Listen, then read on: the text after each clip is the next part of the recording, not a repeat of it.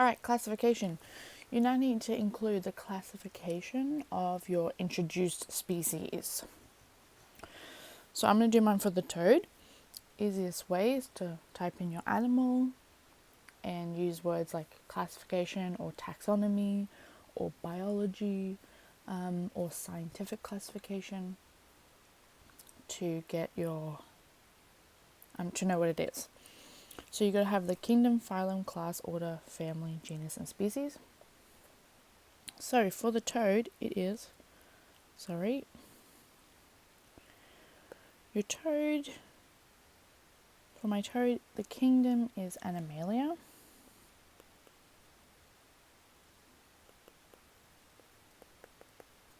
My phylum is Chordata. Hey, same as humans.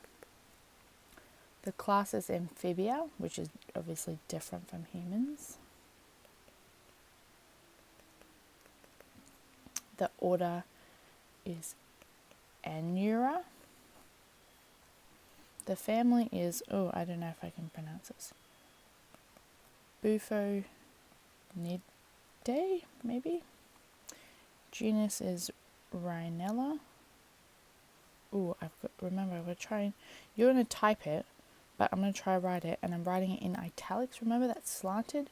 So look under the paintbrush for a slanty eye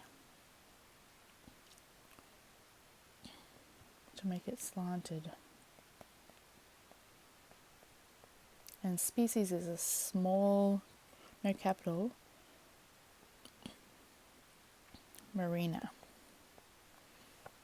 Cool, so that's the first part done. Super easy, okay? Write that down or type it up somewhere. And then the next part that you have to do is you have to take its scientific name, which is the genus and the species. So remember mine was Rhinella marina. And you have to look up each of those words individually. So you could type into Google something like genus Rhinella meaning, or even just genus Rhinella, and look up a page about what Rhinella is about, and then write species marina meaning. And this is what I came up with. Rhinella means beaked toad, and marina means lives in ocean.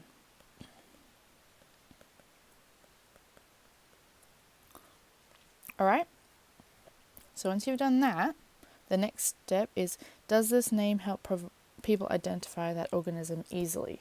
So I'm going to say that Rhinella does, because you'll see on my toad, its mouth comes to this point, like a beak.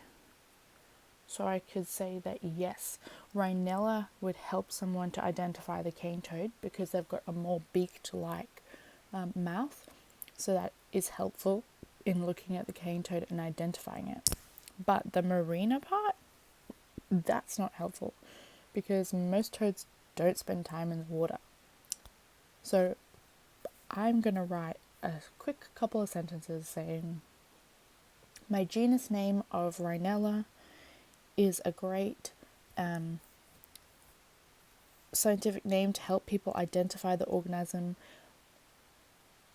because the cane toad has a beaked mouth, and so beaked toad will help someone to understand what the cane toad looks like.